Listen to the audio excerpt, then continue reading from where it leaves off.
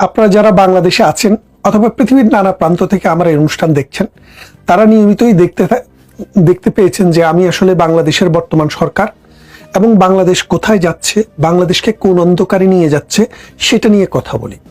কালকে আপনারা দেখেছেন প্রথম আলো সহ অনেকগুলো পত্রিকায় এসছে বাংলাদেশ আমেরিকার সাথে একটি চুক্তি করেছে। এই চুক্তিটি কি 14টি বোয়িং 737 এবং আরো একটি সংস্করণ মিলে 14টি বিমান কিনবে।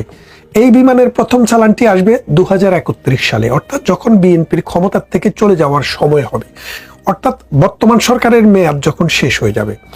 এখন টাকা কবে দেওয়া হবে, কতদিনের মধ্যে দেওয়া হবে সেটা আমরা জানি না, এখনো সেটা ডিটেলস আসেনি। তো এই বিমানের দাম কত? এই বিমানের দাম হচ্ছে 45,000 কোটি টাকা, আর ডলারে যদি আপনি হিসাব করেন 3.7 বিলিয়ন ডলার, যেটা একটি পদ্মা সেতু তৈরি করতে যে টাকা লেগেছে তার সমান। খেয়াল করে দেখেন, এক পদ্মা সেতু এই যে বাংলাদেশের উত্তর অঞ্চল এবং দক্ষিণ অঞ্চলের মধ্যে যে আমাদের যে একটা ব্যবধান ছিল, খেয়াল করে দেখেন পদ্মার এপারে যে এক কাঠা জমির দাম ধরেন 5 লাখ টাকা, আর পদ্মার ওই পারে এক কাঠা জমির দাম ছিল 50,000 টাকা। এখন এই পদ্মা সেতু হওয়ার পর ওই পারের জমির দামও ওই 5 লাখ টাকার উপরে চলে গেছে। এর কারণটা কি? কারণটা হচ্ছে যোগাযোগ ব্যবস্থা সহজীকরণের ফলে এই বাংলার দুপাশের বাংলাদেশের যে পদ্মা সেতু, পদ্মা নদী যেভাবে দেশটাকে দুইটা অংশে ভাগ করে রেখেছিল, সেটাতে সেতু বন্ধন হয়েছে। উন্নয়নের ধারা ত্বরান্বিত হচ্ছে, জিডিপিতে প্রতি বছর 1.5% করে ইনক্লুড করছে, এবং মানুষের যে সময়ের অবচয় সেটা রক্ষা করছে। বরিশাল থেকে আসতে 7 নদী 13 গাং, এরই নাম বরিশাল, এরকম একটা প্রবাদ শুনতাম। সেই বরিশাল 10 থেকে 15 ঘন্টা লাগতো ঢাকায় আসতে, যাদের তারা এখন 3 থেকে 4 ঘন্টার মধ্যে মায়ের কোলে পৌঁছে যায়। সেই রকম একটা প্রজেক্টের নাম ছিল পদ্মা সেতু। 1, 2, 3, 4 বছরে নয়, 20 বছরেরও অধিক সময় ধরে বা 30 বছরেরও অধিক সময় ধরে এই পদ্মা সেতু নির্মাণের চিন্তা ভাবনা চলছে, সমীক্ষা চলছে, কাজকর্ম চলছে। সর্বশেষ প্রধানমন্ত্রী শেখ হাসিনা 2008 সালে ক্ষমতায় আসার পর সেটা বেগবান হয় এবং তিনি সেটাকে সত্যিকার অর্থে রূপান্তর করার জন্য যত কিছু দরকার করে এই পদ্মা সেতুটিকে বাস্তব করেছেন, এবং পদ্মা সেতুর যে সুফল সেটা আমরা পেতে শুরুও করেছি। এখন এই পদ্মা সেতুর সমান টাকা দিয়ে আপনি করছেন একটি আমেরিকার সাথে গোলামি চুক্তি এক্সিকিউট করছেন। আমেরিকার সাথে যে গোলামি চুক্তি হয়েছে সেটা হলো 350 বিলিয়ন ডলারের আপনি কৃষি পণ্য প্রতি বছর কিনবেন। কিনে কে খাবে? রাঘব বোয়ালেরা খাবে, কারণ তাদের টাকা আমেরিকা এটা ট্যাক্স হিসেবে নেবে। বাংলাদেশের সাধারণ মানুষ 250 টাকা কেজি আলু খাওয়া সম্ভব না, কারণ আমেরিকা থেকে যে আলু আসবে সেই আলু বাংলাদেশের নামতে নামতে শুধু বিমান ভাড়াটাই 1 কেজি আলুতে 250 টাকা পড়বে। তো এখন 250 টাকার আলু কে খাবে ভাই? আপনি, তাহলে আপনাকেও লিস্টে রাখলাম। এখন আসেন, এই যে পদ্মা সেতুর সমান টাকা দিয়ে আপনি 14টি বোয়িং কিনবেন, এই বোয়িং বিমানের কেন কিনবেন? কিনবে এই কারণে আমেরিকার সাথে এই ডক্টর ইউনূসকে দিয়ে একটি গোলামি চুক্তি হয়েছে। সেই চুক্তিটি হলো আমেরিকার আধিপত্য মেনে নিতে হবে, আমেরিকা যা বলবে সেটা আপনাকে শুনতে হবে, আমেরিকা যে দাম দিবে সেই দামে আপনাকে কিনতে হবে, এবং আপনি পৃথিবীর অন্য কোনো রাষ্ট্রের সাথে কোনো চুক্তি করতে গেলে আমেরিকার পারমিশন নিতে হবে। আমরা ভেবেছিলাম একটি সরকার আপাত দৃষ্টিতে দেখা একটি নির্বাচনের মাধ্যমে ক্ষমতা এসছে, সেই ক্ষমতাশীল সরকার অন্তত রাষ্ট্রবিরোধী এইসব চুক্তি পার্লামেন্টে রিকগনিশন দেবে না এবং সেটাকে মেনে নেবে না। 60 ডেজ কুলিং পিরিয়ড, অর্থাৎ 60 দিন সময় ছিল এই চুক্তিটি মেনে না নেওয়ার। সরকার তা করেননি, কারণ তারেক রহমান ডিসেম্বর মাসে গত বছর বলেছিলেন 10-12 তারিখের দিকে যে তিনি দেশে ফেরাটা তার উপরে ডিপেন্ড করে না। তার মানে কি আরো শক্তি আছে, সেই শক্তিটি হলো আমেরিকা। আমেরিকার সাথে তিনি আনকন্ডিশনাল শর্তে রাজি হয়েছেন যে তোমরা যেই সত্য দিবা, যেই রকমের চুক্তি করতে বলবো আমি তাই করব, আমাকে দেশে ফেরাও এবং ক্ষমতার মসনদে বসাও, জামাত যা তোমাদেরকে দেবে আমি তার চেয়ে বেশি দেব। এই কথা বলার পর তারেক রহমানকে ক্ষমতায় বসিয়েছে। আপনারা জানেন এই চুক্তিটি, এই যে বাংলাদেশের বাজেটের 20% সমান যে টাকা, এই টাকা দিয়ে বোয়িং এর সাথে এই 14টি বিমান কেনার চুক্তি হয়েছে। অর্থাৎ এক বছরে যদি আপনি 750 থেকে 800 বিলিয়নের মতো যদি আমাদের টোটাল বাজেট ধরেন, সেই বাজেটকে 45 বিলিয়ন টাকা দিয়ে যদি ভাগ দেন, তাহলে দেখবেন 17 থেকে 20% আমাদের বাজেটের এই সমান টাকা এই বোয়িং এর সাথে চুক্তি হয়ে গেছে। শুধু কি তাই, প্রতি বছর কৃষি পণ্য সহ 6000 পণ্য আমেরিকা থেকে আনতে হবে। আমি একটি পশ্চিমা রাষ্ট্রে বসবাস করি, ব্রিটেনে বসবাস করি। এই দেশে একদম নিম্নমানের কোনো একটা জিনিস থেকে উচ্চমানের জিনিস পর্যন্ত সব বেশিরভাগই চায়নার তৈরি, ইন্ডিয়ার তৈরি, বাংলাদেশের তৈরি, ব্রাজিলের তৈরি অথবা ভিয়েতনামের তৈরি। কেন তৈরি? কারণ সেখানে শ্রমিকের শ্রমের মূল্য কম। এই যে ব্রিটেন, এই ব্রিটেনে একজন মানুষ সর্বনিম্ন যে চাকরিটি আছে, ধরেন 18 বছরের উপরে একজন মানুষ সর্বনিম্ন যে চাকরি, সেটা হলো আপনার রাস্তা ঝাড়ু দেবেন। এই রাস্তা ঝাড়ু দেওয়া কাজটিও আপনাকে প্রতি ঘন্টায় 12.5 টাকা করে পয়সা দিতে হবে। 12.5 টাকা না, 12.5 পাউন্ড। 1 পাউন্ড সমান যদি 165 টাকা ধরেন আপনি, তাহলে একটু হিসেব করে দেখেন তো, 1 ঘন্টা কাজ করলে যদি আপনি 150 টাকা করে ধরেন, 1800, 2500 টাকা, প্রায় 1 ঘন্টা যদি একজন ক্লিনার যদি ক্লিন করে, তার বেতন হবে 2500 টাকা বাংলাদেশি টাকায়। তাহলে 2500 টাকা যদি 1 ঘন্টায় হয়, একটা মানুষ যদি 8 ঘন্টা কাজ করে, আপনি এখন 8 দিয়ে 2500-কে গুণ করলে কত হয়? 8 দুগুণে 16,000 আর 8-এর অর্ধেক 4,000, 20,000। অর্থাৎ একজন শ্রমিকের মিনিমাম মজুরি 8 ঘন্টার বেসিসে যদি কাজ করে, তাহলে সেটা হলো বাংলাদেশি টাকায় 20,000 টাকা। খেয়াল করে দেখেন, এই 20,000 টাকা একজন শ্রমিককে বেতন দিয়ে যে উৎপাদন হয়, সেই উৎপাদিত প্রোডাক্টের দাম কি কম দামে বিক্রি করা সম্ভব? কোনোভাবেই সম্ভব না। যার কারণে Europe, America, Australia, Canada, New Zealand, এই উন্নত বিশ্বের প্রোডাক্টের দাম অনেক বেশি। প্রোডাক্টের মান দ্বিতীয় কথা, কিন্তু শ্রমিকের বেতনের বেশি হওয়ার কারণে প্রোডাক্টের দাম অনেক বেশি। এই প্রোডাক্টের দাম যেহেতু বেশি, সেহেতু মানুষের জীবনও কিন্তু এখানে কঠিন। কারণ মানুষের খরচ অনেক বেশি, মানুষ যা ইনকাম করে তা খরচ করে কিচ্ছুই থাকে না। আর যারা বেশি ধনী লোক, তারা পৃথিবীর সব দেশেই ভালো অবস্থায় আছে, তাদের কথা বলে লাভ নেই, আমি সাধারণ মানুষের কথা বলছি। তাহলে দেখেন, এই দেশের সমস্ত পণ্য আমরা চায়না থেকে, ইন্ডিয়া থেকে, উন্নয়নশীল দেশ, যেসব দেশে শ্রমিকের বেতন কম, সেখান থেকে নিয়ে আসি। এখন আমেরিকার উৎপাদিত পণ্য যখন আপনি বাংলাদেশে নেবেন, সেটার দাম কি পরিমাণ হবে আপনি সেটা বুঝতে পারছেন। বাজারে চলুক বা না চলুক, চুক্তির শর্ত অনুসারে তারেক রহমানকে আমেরিকার থেকে এই প্রোডাক্ট আনতেই হবে। এখন বাংলাদেশের যে সার্বভৌমত্ব, বাংলাদেশের যে স্বাধীনতা, এটা কিন্তু এখন আর নেই। আপনারা বুঝতে পারেন যে শেখ হাসিনা হচ্ছে বাংলাদেশের সর্বশেষ স্বাধীন প্রধানমন্ত্রী। এখন যারা আছেন এরা পরাধীন প্রধানমন্ত্রী। এদেরকে আমেরিকার কথার বাইরে যাওয়ার কোনো ক্ষমতা নেই।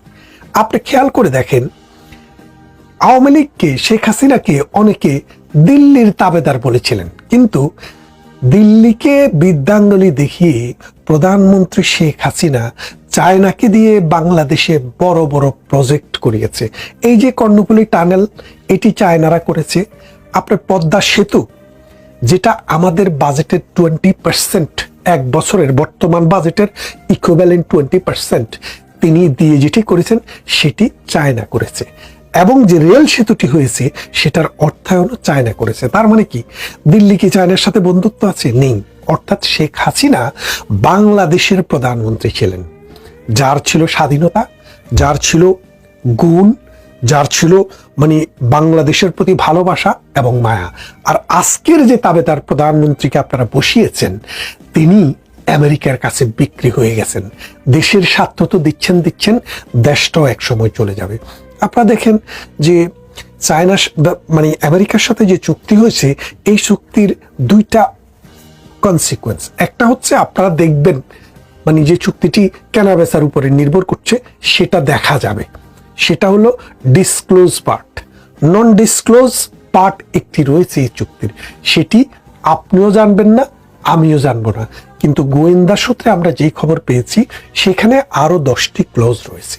এই 10টি ক্লজের মধ্যে একটি ক্লজ হচ্ছে তারা বারবাতে ভেঙে একটি রাষ্ট্র করতে চাইলে বাংলাদেশকে বেজ হিসেবে ব্যবহার করতে দিতে হবে। এক, বঙ্গোপসাগরে যেই কোনো সময়ে যেই কোনো প্রয়োজনে আমেরিকা যদি তাদের ঘাঁটি করতে চায়, বাংলাদেশ নিষেধ করতে পারবে না। এবং বাংলাদেশের এই ভূখণ্ড ব্যবহার করে আমেরিকা যদি পৃথিবীর অন্য কোনো দেশে হামলা চালাতে চায়, তাহলে বাংলাদেশ সেই ক্ষেত্রে ঘাঁটি হিসেবে ব্যবহার করতে দিতে হবে।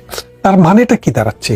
বাংলাদেশ নামক রাষ্ট্রটিকে এই তারেক রহমান, এই জামাতে ইসলাম, এই ডক্টর ইউনূস, এই আসিফ নজরুলেরা মিলে এমন একটি জায়গায় নিয়ে গেছে যে Bangladesh point of no return.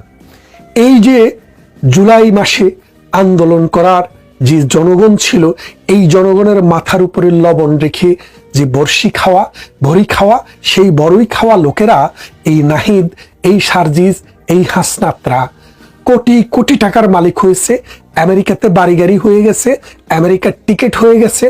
এখন শুধু সময় হইলে তারা বাপের দেশে চলে যাবে, কিন্তু আপনাদেরকে বিক্রি করে রেখে গেল।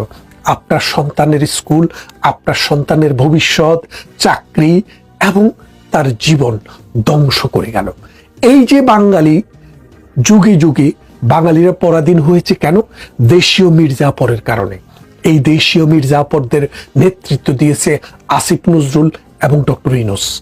আজকে আপনারা হয়তো এটা বুঝতে পারেননি, দিন যত যাবে ততই পরিষ্কার হবে।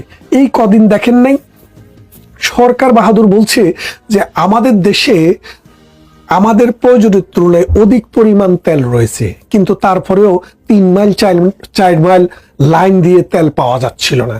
আমি এক নায়িকার সাথে কথা বলছি, উনি বলে যে আমি একটা বিশেষ পদ্ধতিতে ঘুষ দিয়ে এই কি বলে যে তেল আনতে পাঠাই, তাও অর্ধেক টাঙ্কি দেয়, পুরো টাঙ্কি দেয় না। খেয়াল করে দেখেন। কিন্তু আমেরিকার সাথে যেদিনই চুক্তিটা হয়ে গেল, সেদিন থেকে আজকে যা দেখেন আপনি তেল নিতে কোনো অসুবিধা হবে না। তার মানে আমেরিকার গুপ্তচররা, আমেরিকার দালালরা বাংলাদেশের এই তেল সিন্ডিকেটটাকে রক্ষা করেছিল। এখন যেহেতু একটা চুক্তি হয়ে গেছে, গতকাল সাইন হয়ে গেছে, আজকে আপনি যা দেখেন তেলের কোনো সংকট নাই। কেন সংকট নাই? কারণ তেলের তো আসলে সংকট ছিল না।